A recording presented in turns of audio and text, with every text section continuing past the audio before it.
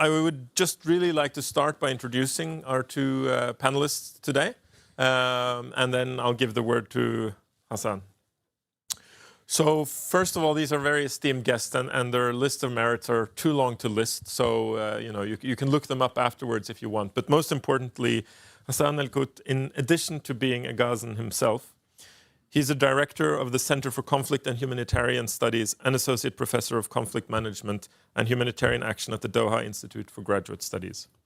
And for the purpose of this seminar, I think it's very important to highlight that you hold a PhD in post-war reconstruction and development studies from the University of York.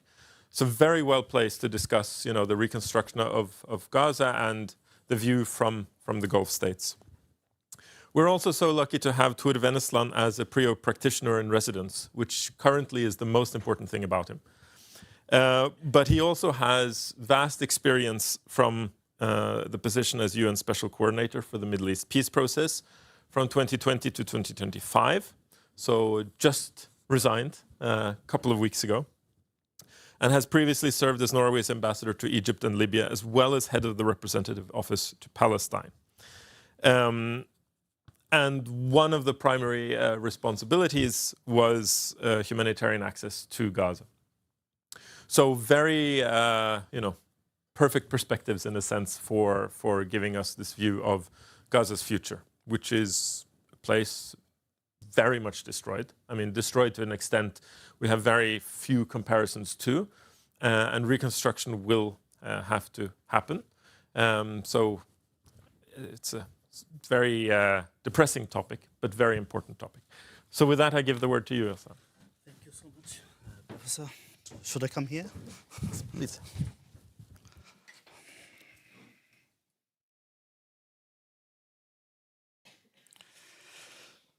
Good morning.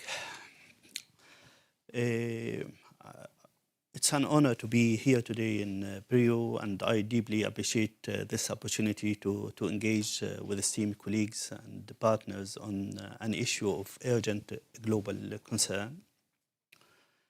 We have been, I have been involved in researching on post-conflict reconstruction in Gaza Strip since late 1990s. And my PhD was on post-conflict reconstruction of Gaza Strip, mainly speaking about a human settlement after Oslo. And I have been, writing on the issue in different stages, and after the war in 2009, after 2014, after 2021. So I have been following all the stages that reconstruction of Gaza has witnessed. But today is a bit more different. It is very difficult. Today we confront the profound repercussion of the prolonged Israeli offensive in Gaza. The long-delayed ceasefire has come at a tremendous cost, claiming the lives of tens of thousands of innocent people and leaving countless more injured or homeless. More than 46,000 people individually have lost their lives, and tens of thousands remain trapped under rubble, most feared dead.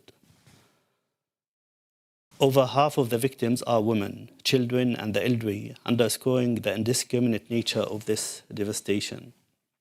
It started a long time ago, but also the emphasis has been very clear from the beginning of the war. The dehumanization of the Palestinian people is impossible to ignore in all these events. In October 2023, the former Israeli Defense Minister Gallant described Gaza as a human animal, once again highlighting a disturbing disregard for the humanity of the Palestinian people. It is reflected on the practices of the Israeli army in Gaza. The material destruction is equally staggering. Over 75,000 tons of explosive have been dropped on an area of merely 365 square kilometers, resulting in an estimated 42 million tons of rubble. Today, more than 60% of all buildings in Gaza lie in ruin. At least 67% of its water and sanitation facilities are damaged or destroyed, depriving 95% of residents of clean water. Critical services have also been ravaged. 88% of schools, 84% of health facilities, and 92% of primary roads have sustained catastrophic damage. while more than half of the hospital can only partially function. At least 114 hospitals and clinics have been rendered completely inoperative. The agriculture sector has not been spared either, with up to 96% of its capacity impaired and 68% of its cropland destroyed. The figures alone are appalling, yet each state represents a human life shattered and community upended. As we gather here, let us not lose sight of the fact that every number stands for a person, a child, a parent, or an elder who deserves safety, dignity, and hope. To learn from past experience in post-conflict reconstruction in Gaza, rebuilding Gaza after each wave of destruction has proven to be an immense challenge. Despite international conferences and billions of dollars pledges, particularly after the hostilities in 2009, 2014, long-term recovery has remained elusive. Even frameworks such as the Gaza Reconstruction Mechanism, the GRM, have failed to deliver sustainable results, partly because they effectively placed Israel in near total control of reconstruction. The ongoing political rift, especially between Hamas and Fatah-led Palestinian Authority, as well as with Egypt and Israel, further complicate these efforts, causing donors to hesitate in funding projects in a region locked in continuous instability. Key industries, particularly agriculture and manufacturing, often remain in ruin because reconstruction has largely focused on immediate physical repairs without addressing broader economic needs. Meanwhile, the 20 years of blockade restrict access to essential material, such as iron, water pumps, turning reconstruction into a tool of political leverage rather than genuine recovery. This shows the urgency for donor organizations and partners to guarantee a stable and a flow of material, particularly as Gaza attempts to recover from the event following the war. Gaza reconstruction history shows that simply restoring buildings is insufficient. Effective rebuilding must also tackle the deeper social and political dimension. Justice for victims of aggression, adherence to international law, and recognition of the Palestinian people's right to self-determination. Without these foundational components, donors risk investing in short-term fixes rather than fostering genuine, lasting stability. My third point is on Gulf states. Within this challenging landscape, the international community increasingly looks to GCC states to play a leading role in providing financial resources and diplomatic support for Gaza reconstruction, given their economic capacity and regional influence. In Qatar, the country that I'm working in, Qatar has long stood at the forefront of Gaza reconstruction, both financially and diplomatically. Beyond its key role in securing the most recent ceasefire, Qatar has provided comprehensive support to Gaza, pledging direct funding for rebuilding effort and addressing diverse needs across the Strip. Even the United States has acknowledged Doha influence, relying on Qatar to inject urgently needed funds into the reconstruction process.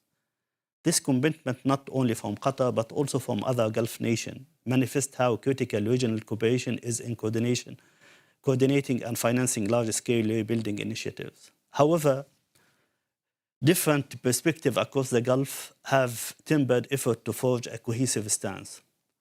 Other Gulf states adopted more muted position during the last aggression, a stance partially influenced by their evolving ties with Israel. Inevitably, this has complicated immediate reconstruction activities. Competing vision and interest shape how Gulf actors approach Gaza reconstruction. Some will be prioritizing humanitarian relief, framing their involvement as moral obligation while carefully balancing their foreign policy objective.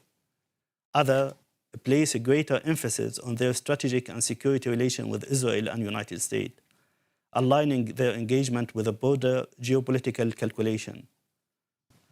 For some of the Gulf states, maintaining ties with Israel is a priority, influencing how they approach post-conflict reconstruction and governance in Gaza. This could result in reconstruction effort being shaped by Israel's stated concern and security demand rather than an immediate commitment to Palestinian rights and sovereignty. In such cases, funding and support may come with conditions that reflect political consideration rather than purely humanitarian imperatives. By contrast, Qatar and Kuwait have maintained more principled and steadfast position over the years, with the Palestinian cause maintaining central to their respective foreign policies. Both are expected to devote their effort to immediate recovery, reconstruction, and overall improvement of living conditions across Gaza. And as you know, Qatar in particular has played different roles as acting mediator, humanitarian actors, has helped in evacuating injured people to Doha and treated them and offered them shelter in the Qatari capital. We can therefore anticipate donor conferences and significant reconstruction process similar to what we have witnessed in previous round of rebuilding. The immense needs in Gaza highlight the urgent necessity of coordinated regional mobilization and sustained funding. However, Gulf states are increasingly cautious about committing resources without assurances that their investment will not be destroyed in a future Israeli military operation. Without a credible path toward comprehensive and lasting peace, their willing to engage at the previous level remain uncertain. Moreover, other major hurdles remain: the absence of genuine political solution for Gaza, the sheer magnitude of destruction, and Israeli continued dominance over key aspects of reconstruction and aid delivery. Yet, despite these obstacles, Gulf states remain important player thanks to their established financial pledges, political clout, and ability to rally resources.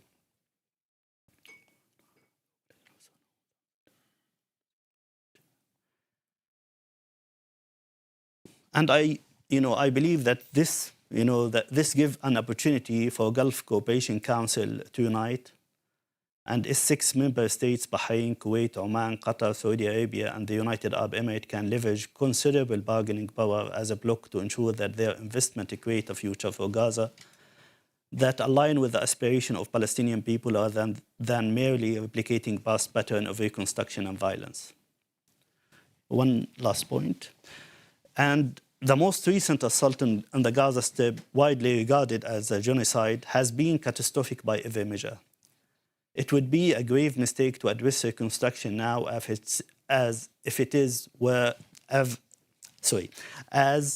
it were just another in a long line of post-conflict recovery efforts. Historically, aggressors are often held financially responsible for the damage they have caused. We have seen this in reparation Iraq paid to Kuwait and confiscation of Russian assets to support Ukraine. So it is neither unprecedented or unreasonable to expect Israel to bear similar responsibilities. If an aggressor never bears the financial burden, there is little distinctive to prevent a future devastation. The size of conflict in Gaza compels us to assess post-conflict reconstruction and to address the crime committed in plain sight. We require justice for the victim of these atrocities, justice grounded in international law and capable of deterring mass violence before it occurs rather than merely responding afterwards.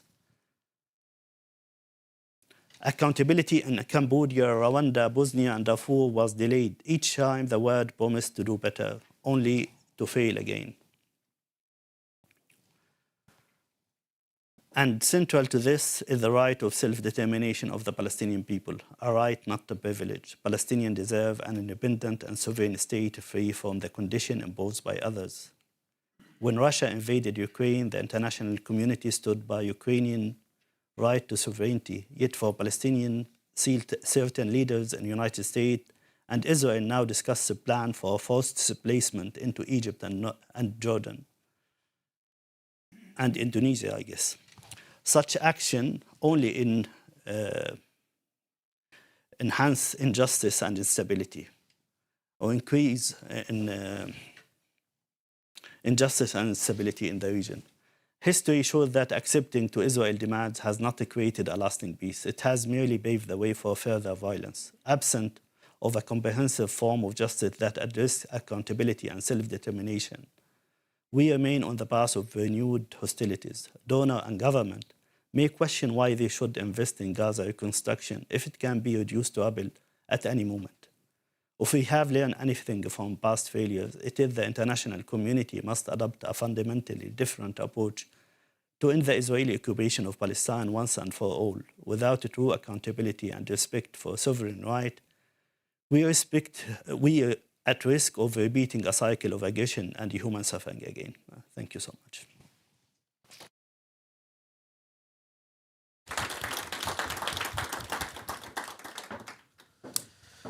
So, thank you very much for these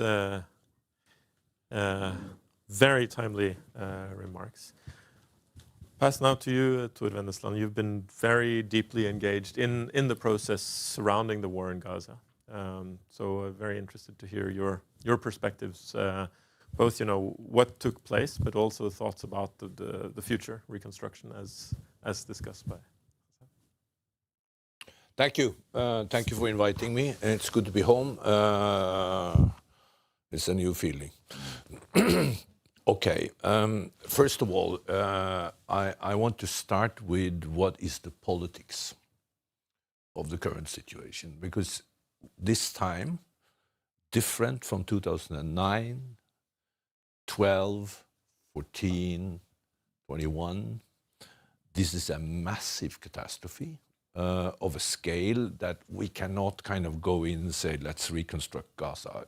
The planning of that is immense and would have been immense for any normal society, any European society, any society at all faced with the reconstruction needs will be totally stifled. Because we haven't seen this and we haven't had a context of doing it that is like this.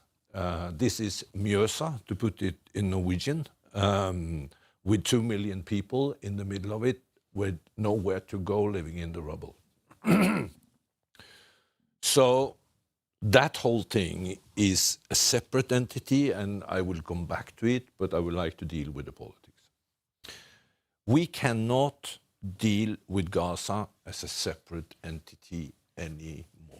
We have been doing that consistently since 2007, and it has been a failure. It has been a failure for the international community, but it has definitely been a massive political failure for the Palestinians. They have not been able to resemble a strategy of national cohesion that could bring the national project forward against Israel and against Israeli occupation, and they've not been good enough in mobilizing political support behind it. There are many reasons for that, and a lot of these reasons has nothing to do with the Palestinians. Let me be clear on that. So that's number one. So if we look at number two, the principles under which we need to address these things, it's the following. Gaza has to remain as it is a part of Palestine. This is Palestine, it's Palestinian territory, and from that follows a couple of other things. It should not be occupied as a principle. It is occupied, but you need to state the principle of non-occupation. The third element is that you cannot accept a shrinking of the territory. Shrinking of the territory is a strategy from the current Israeli government, and now they're going to apply it in Gaza. Shrinking of territory is military zone, buffer zones, God knows what it is, the right to kind of intervene whenever you want, and for purpose defined by yourself and your security services, and not as a part of a broader political strategy. Shrinking of territory is the Israeli policy. Fourth element. What is different between this new Trump administration and the previous administration is that shrinking of territory has become a part of the Trump strategy. For the Obama administration, with the Tokyo principles, shrinking of territory, occupation, and finally, Gaza as a part of Palestine under one authority. So these four guiding principles need to be applied. And why do I say it? Because I've been working for the UN. I mean, there is a massive temptation from the UN when there is a catastrophe to move in, take over, run the show. And it's a massive mistake. Because the ones that will benefit from that will be eventually the Israelis who would like, as a principle, to keep Gaza and West Bank separate. It has been the doctrine of Netanyahu applied after Gaza was taken over by Hamas. It was kind of just hand in glove for Israel to have that happening. And now they're desperately trying to keep it continuing with the help of the American and the international community. So the worst trap the international community can run into is to organize the separation by humanitarian and reconstruction means. There needs to be a framework. So I totally agree with you on one of your key points, and that is the role of the region and the Gulf states. For the first time, we've had an operational strategy, in particular from the Saudis, to resolve the issue of Palestinian state as a part of their strategic involvement. How far that will go, how much they will be able to stand up, how much they will trade that in the bigger carpet trade of the Middle East with the Trump administration when the pressure cooker is being applied, I honestly don't know. Seriously, I don't know. What is being applied as of yesterday is that the American envoy, Mr. Wilcott, in a meeting with Bibi Netanyahu yesterday said, the condition for US to involve in reconstruction, never mind that they've blocked off 50% of all humanitarian aid in the world and we're not starting Gaza, but the condition to start is to establish a massive buffer zone in the north, preventing Hamas to re-attack the Israelis. And if that buffer zone is not there, they will not help. As simple as that. Not World Food Program, not IMO, not World Central Kitchen. To hell with them, no money if you don't have a buffer zone. This is occupation as a principle of American foreign policy in the Israeli-Palestinian conflict. Well, so what will happen with the Gulf now? I tell you, the next meeting that will take place between the Americans and the Egyptians will be about deportation. In the very early days of this war, I mean, more or less, after 1 week, when I came down and I went to Beirut to discuss with Hezbollah and others on what to do to stop the bloody hell, I got a phone call at the Corniche in Beirut from the Israeli foreign minister, asking me, as UN envoy, to facilitate the movement of 500,000 people from the southern part of Gaza into Egypt temporarily for humanitarian reasons. They said, we need space to kill Hamas, and we don't want to kill the kids. UN has to help, and they need to understand their humanitarian obligations. Well, I mean, it was a fairly straight answer to that, and we mobilized for others to push back on it. And we saw that moving of people inside the cage, because that is what we are talking about here, from one place to the other, defining safe zones at their behest, in order to break the rules the day after and excuse themselves when we yelled at them in meetings. Come on, I mean, there is no principle here. I mean, forget about it. They run the show the way they want. End of story. The Israelis have done that during this war until it starts to hit them hard. So we are in a reconstruction paradigm situation where politics and the ability in particular with the leverage, as you said, of the Gulf states to stand on their principles and actually put the money where their mouth is. If that is not happening and they get Egypt and Jordan on the sliding slope and they do a nasty carpet trade on atomic energy, on F-35s or stuff like that, then we will see what is becoming the reality. Finally, my point is the following. I have had a very serious discussion with PLO leadership, including the president, and with the Hamas leadership in Doha and inside before they were killed, on having a strategy not for reconciliation, but for a national consensus on where to take the national project into the state. Why did I do that? Because I have been very proactively working with Salam Fayyad to build the institutions for the state. And we succeeded on that, but without the politics. So what the lesson learned from that is that if you don't get the politics right, you cannot get reconstruction right, and you cannot get the national strategy right. I will stop there and we can come back to how we deal with the stuff. We get back to reconstruction.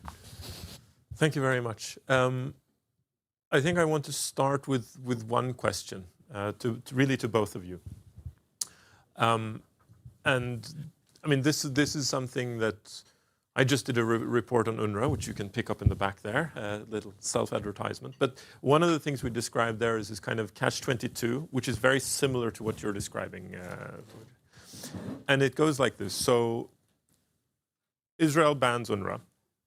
The UN stance is we don't accept this. We will do no contingency planning because contingency planning accepts a principle that we disagree with. From a principle point of view, this makes very much sense. From a kind of legal, political point of view, it makes very much sense. But from a humanitarian point of view, it creates a problem because you're not then equipped to handle a situation where the Israelis do what they want. They push it through basically the throat of the UN. If we flip it on this position on its head, so to speak, you prepare in a humanitarian sense and you push aside the principles. Well, perhaps on day one, day two, week one, whatever, you're better equipped in a humanitarian sense, but you're undermining the political principles, you're undermining the UN, and this has knock-on effects in other contexts. And I really thought of that when you're talking about politics and the humanitarian aspect, because if Israel and the US says, we don't accept the political process, we demand a buffer zone, there will be no Palestinian national project, no two-state solution, no connection between the West Bank and Gaza, and everybody says, well, then we're not doing reconstruction. In a sense, politically and principally, that makes sense. But humanitarian-wise, that's a disaster. So, I just want to kind of try to untangle, how you relate to this, taking the principle while assuring as much humanitarian and reconstruction as possible within the limits. It's a big question, but I just really want to start there because it's like colliding questions. Should I start? Yes, please. Yeah, how I can see it. Who can push Israel to go for a political settlement?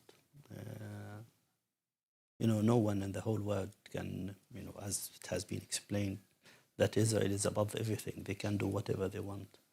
So who can put a pressure on them? If it's not Donald Trump 2 weeks ago that has pushed for this ceasefire, it wouldn't have been achieved. And the term of ceasefire, as we have known, it has been there in May and it has been there in December 2023.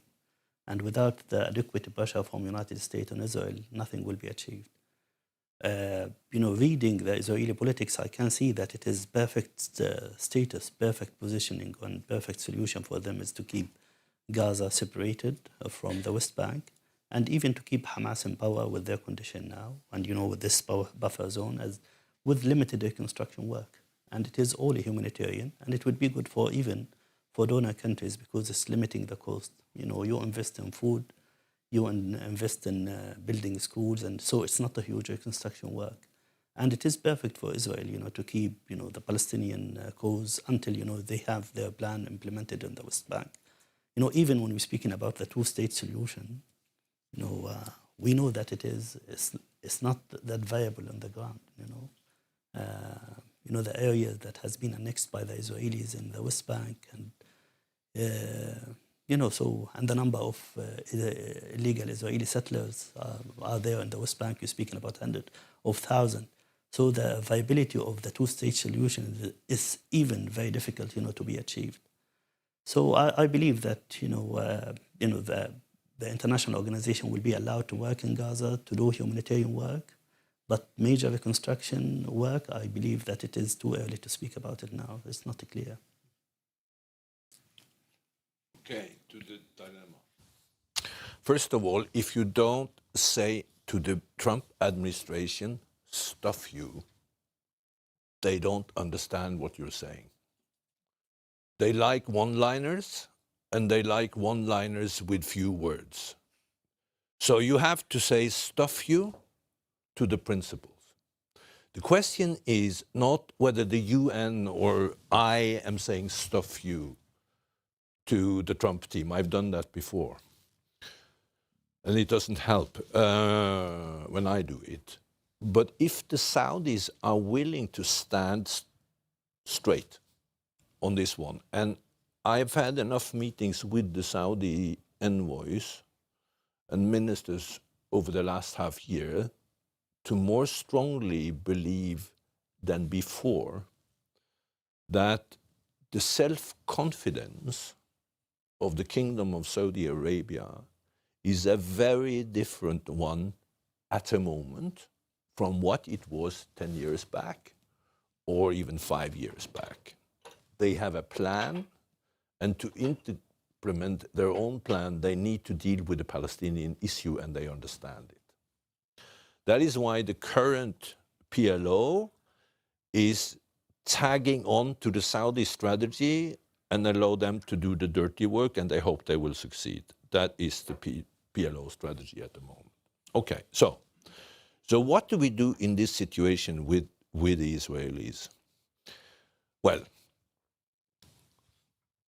all those in the security apparatus that are currently resigning from their positions because of 7 October, in meetings, and that is with me, has said that we have 3 alternatives for Palestine. 1, permanent occupation. Secondly, to have an authority that we can work with, or to allow everything to slide into the abyss in a structure of chaos where we will have instability in our own backyard and leave Gaza for Hamas, weak or strong. Okay. Nobody in the Israeli army wants to occupy Palestine as a military doctrine. They want to control the security, but they think they can do it without full occupation. So that's number 1.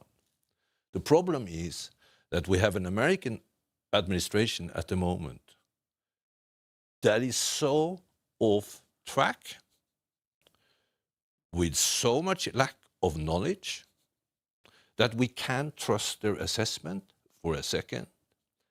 And Bibi Netanyahu will eat their advices as a soft-boiled egg for breakfast.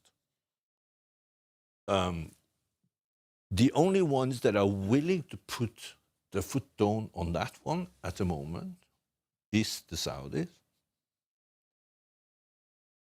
I think Jordan and Egypt will desperately resist to be dragged into what is going on now, because it will undermine the position of the king of Jordan, and it will completely undermine an already weakened Sisi. So you will destabilize the neighborhood as a part of such an exercise. But Mr. Wilcock is so dumb, sorry to say it, that he doesn't see the consequences of putting the pressure on reoccupying Gaza as a condition for reconstruction. He is utterly unknowledgeable. What he is very good at is to squeeze Bibi Netanyahu, because he asked for his decisive meetings with Netanyahu during Shabbat as a principle. And he said, if you don't take the meeting, I leave. Sorry, Mac.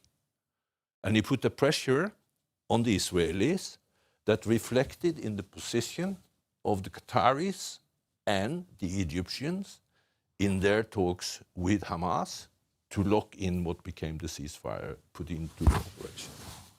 I really want to dig into this. So I know very much that, of course, you can't represent the Gulf states, but you have much more of a feeling working in Doha, being on the ground there. What do you see kind of reflected in this sense of having a strong position in the world, especially from Saudi Arabia, but also through these negotiations? Qatar, do you see them willing and able to stand up to Trump? And what is the maneuverability going on there? We can see things that have happened last week when Trump has asked the Egyptian and the Jordanian to receive the 2 million Palestinian, the Gazan, to go to Egypt and Jordan. And it was very clear position from the two governments that they say that we can't, it's not a choice. And even with all the consequences that the two countries might have. And in other countries in the area, when it has been asked for investment in the United States, it has been asked for, to put 500 billions, and the offer said that we can put 600 billions. But I agree with the point that, Saudi Arabia now with, Mohammed bin Salman, with the experience that has, gained over the years, it is very different position 5 years ago in the previous and Trump administration. So I believe that if the Arabs come together, they can, if they can have a unified position. But unfortunately, they don't have.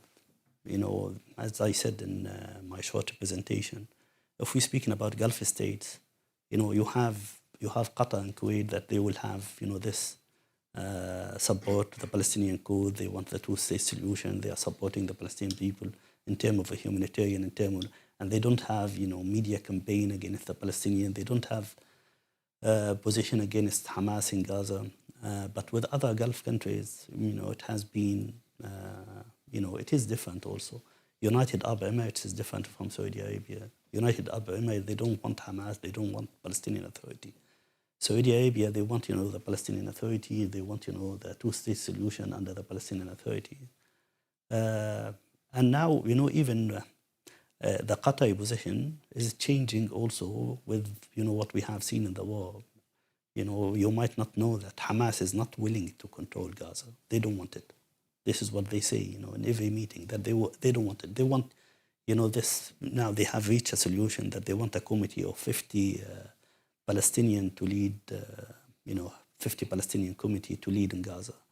And so far, they are not able to convince the Palestinian President, Mahmoud Abbas, to be involved in this. He has been invited to Cairo to be convinced, and he is reluctant, and to have the Palestinian Authority part of this.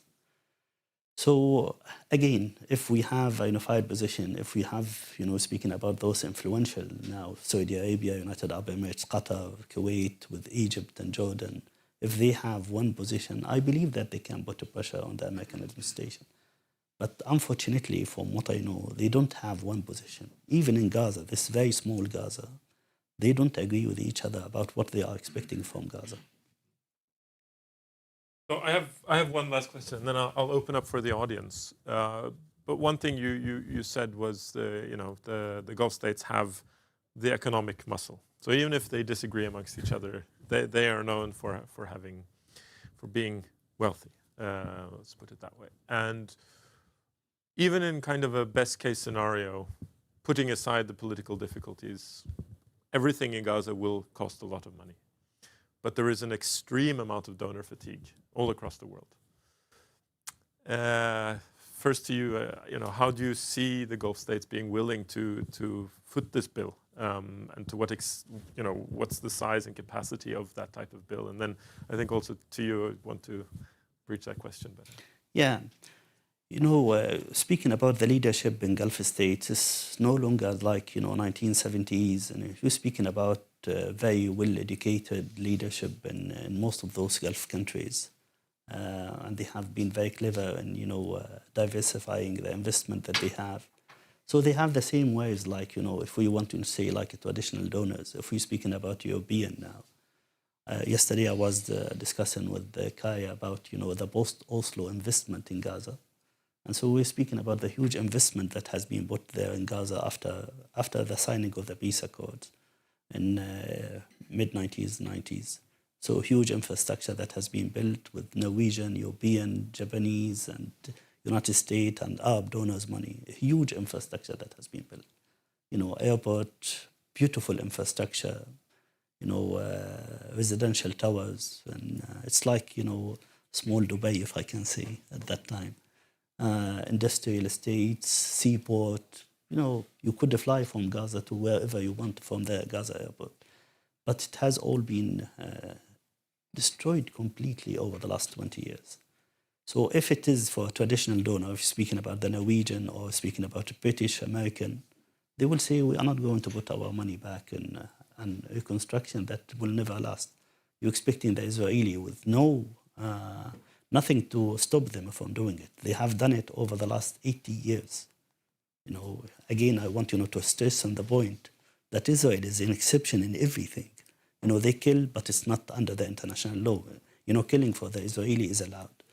And they never been taken to court. Expelling 800,000 Palestinians in 1948 from their lands, it's not a forced displacement. It is a population movement. When it is for the Israeli, it is a population movement. It has happened all over history. But it's not forced displacement. About all the destruction of villages, even it's stipulated in United Nations General Assembly 194, it shows clearly that Israel is responsible to compensate Palestinians for their loss in 1948. But they have never done this. Back to last 20 years and the Gulf states. So Gulf states, they have similar positions. Some of them, if they don't have their political objective achieved in Gaza, they will be, they have reservation about funding reconstruction. Some other, they will say to you, we are not going to pay the price for the Israeli crime. Israel should be responsible to reconstruct what they have. And I have heard this in Qatar. Why should we pay for things that Israel has destroyed? Qatar has been involved through something called the Qatar Reconstruction Committee in Gaza over the last maybe 12 years. And they have built a beautiful reconstruction project in Gaza, And now it has gone, beautiful neighborhoods. We're speaking about the development project in Gaza, beautiful hospitals, the rehabilitation hospital in northern Gaza. It has all gone. And I believe that it has cost at least hundreds of millions of dollars. So what incentive, how we can motivate them to go back and put, if there is no political settlement there? Well, there isn't too much money around, unless it is by the decision by the US administration to freeze for 90 days the transfer of money to the USAID. I think we will see that will diminish completely. The exception they made was military aid or military-related assistance to Israel on the one hand, and also support to Egypt on the other. So what I think will happen is that the US will try to leverage, in particular with Egypt, a continuation of their support programs against the willingness to cooperate with the Americans' dream and ideas of temporary resettlement of people from Gaza into northern part of Sinai to Arish. And I think the Egyptians will say no, because Sisi will fall if he does it. So how do we do it? I mean, I've been involved in this rapid damage assessment with the World Bank and the EU over the last year. there is no money available for what we have calculated for reconstruction in Gaza. Let's just let's put that aside. I mean, there will be no massive agreed plan for rebuilding Gaza. It will be done by hook or by crook until you have, and I mean it, by hook or by crook. And it will gradually and eventually happen, but those who will engineer it will be people in Gaza. And the point is, and we have seen it time and again, that you need to involve the people to reconstruct their own land. What we are seeing over the last days with some hundreds of thousands of people moving from Moassi past Khan Yunis to the north and into Gaza City can be seen as a direct protest to deportation strategies from the Israelis and the Americans. And they will stay. They will not move. If they go back to Beit Lahia or whatever is left of Beit Hanun, and that's nothing, they will stay. So the question is to have a solidified national position if you want to do anything smart in Gaza. I don't know where we have the Europeans at the end of the day. I don't know what will happen in the elections in Germany and how that will impact their positions on the Middle East. I don't know where we have the French, and I don't know for how long Mitterrand will survive and run his game. I don't know how far the British will try to interject and act on their own or trying to be the convener. And I don't know which room for maneuver Norway has after they've been completely falling out with the Israeli authorities. The only ones I can see as credible conveners, both politically and financially / humanitarian-wise, is coming from the Gulf. So what we have is a disaster in the relationship between Abu Mazen's family and the family of the entity in the Emirates. That's totally gone, and I'm not quite sure if it's repairable. Attempts have been done. There is a good relationship with the Qataris and with the Emiratis and the Kuwaitis. So that's where you have kind of a broader group of consensus.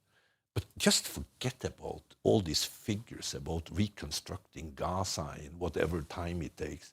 It won't happen unless there is an Israeli interest in stabilizing Gaza as a part of a broader reconstruction efforts, and it will take the time it takes. I'm very curious to see whether the Israelis would allow for the rubbles to be put into the sea in order to expand the territory for new constructions in Gaza. If they do that, we can have a different dynamic into it, and we have been looking at plans for that. But the Israelis will try to kind of hold the whole thing. And the donors will be shit scared of entering into this situation unless what is stated by Hamas, they don't want to govern Gaza, for sure they don't want to have been a part of destroying it. So I understand that they would like to run away. But unless there is a national strategy that would keep Hamas out of the administrative and governance structures, all Western donors will say goodbye. We go to Ukraine, or we go to Sudan, or we go to Democratic Congo. That is what will happen. We have time for some very few questions from the audience. I'm just going to be looking out for hands. Here we have one. Start here. And then. Hello, everyone. Good morning. My name is Diana Nasser, and I am from Palestine. I have some questions. First, how much time would it take to rebuild or reconstruct Gaza now? And why don't we talk about Israel as an occupying power? And why don't we talk about making Israel be held accountable for its occupation and pay for its occupation and be the one who's going to pay and for reconstructing Gaza and rebuilding Gaza, and how can we guarantee after rebuilding Gaza and after what people suffered in Gaza that this won't happen again? Thank you. And then we have one hand there, and then we have to. Here? Hello, and thank you for a very interesting information from you. What I wonder about, you touched a bit upon that one, but if we have funding from wherever it comes, it also always comes with a political interest, and it's going to be the same with the Gulf states. So when you're looking in funding from the Gulf states, what threats we should look into, both politically and like if you think about the region, what threats could that cause, and like what interests are there that we should consider in this region?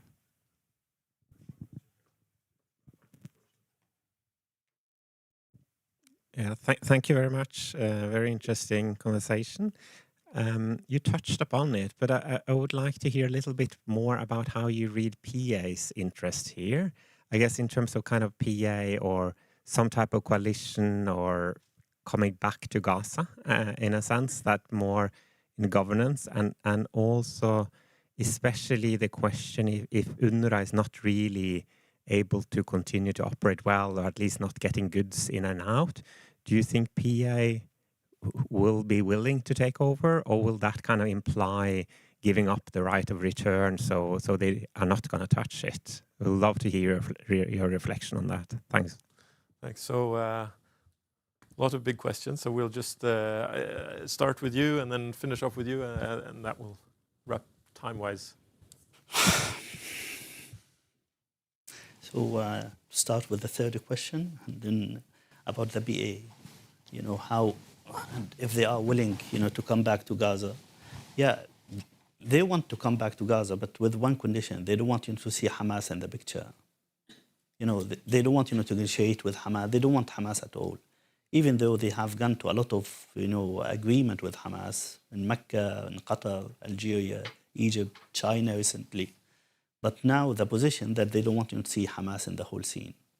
And Hamas, they want, you know, guarantee that they are not back to prisons like what happened to them in 1990s. So, and they don't feel that they are weak enough to accept all these conditions from the BA. And there are, you know, I can say that there are a lot of other initiatives from Palestinian people to go back to the PLO, that there's no trust in the two factions. They don't trust Hamas, and they don't trust BA with all these, you know, we're speaking about wasted 20 years of division. So we might be having a conference, you know, for, you know, Palestinian academic scholars, you know, activists from all around the world to come together, speaking about PLO reform and put pressure on the Palestinian leadership, you know, to accept the reform on PLO as the reference of the Palestinian cause at the PLO, not the BA. Yeah. With the other question about why Israel had this impunity and exceptionalism, it is since this country has been created. You know, I was speaking about, you know, in 1940s that has been involved in, you know, massacres, killing, you know, forced displacement of the whole country, devastating over 600 villages and cities, taking everything from the Palestinian. We're speaking now, and I always say this, we are 14 million Palestinians worldwide, and we don't have political right. 14 million, you know, and we don't have political right. So Israel, since it has been established by the British, and then it has been looked after by the American, and they are above everything, you know. And when you see the American president speaking about forced displacement of another wave of Palestinians, taking them out of Palestine, you can understand how it is being managed.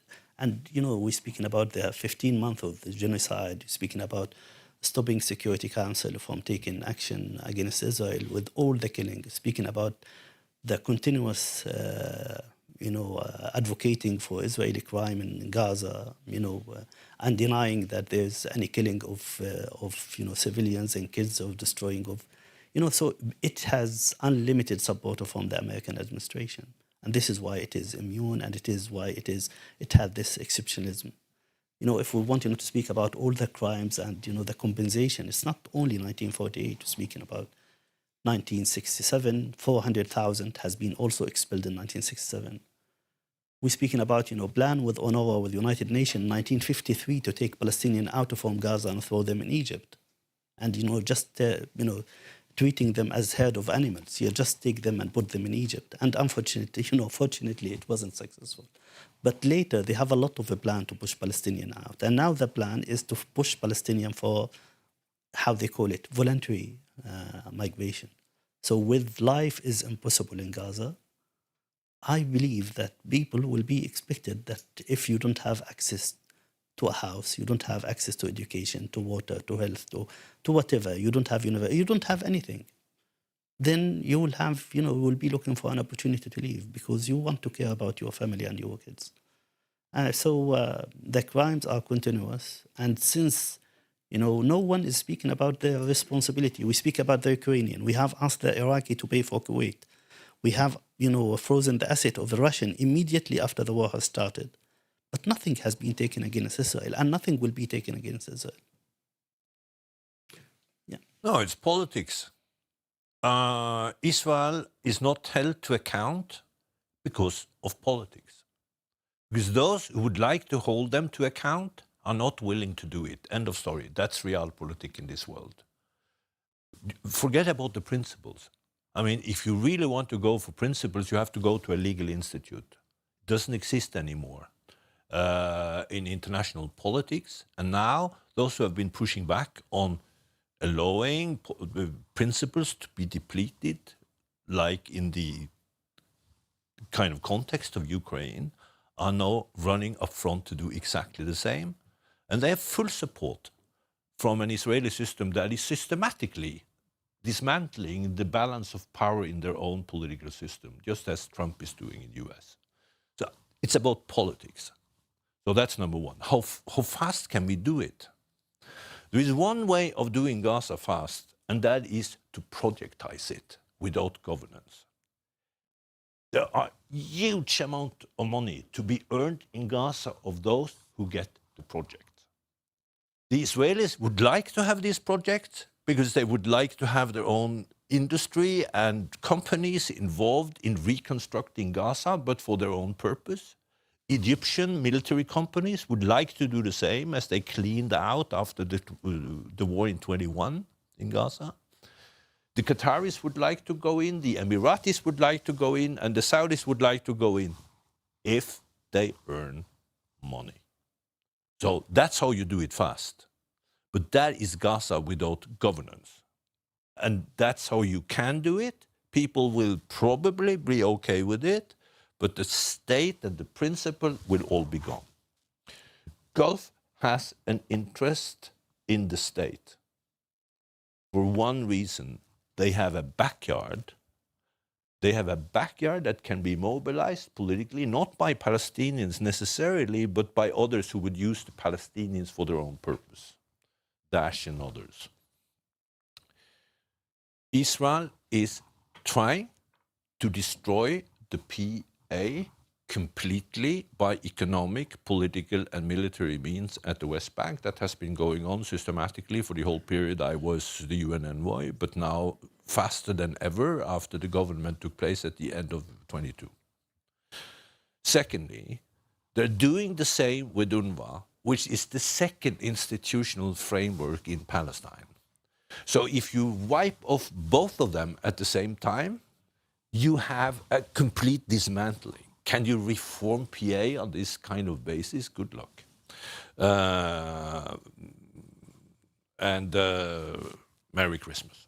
That is not where they are. And what is the PA interest? I can tell you, it is to sit in the chair. Thank you. Thank you. Depressing ending, but I think unfortunately on point.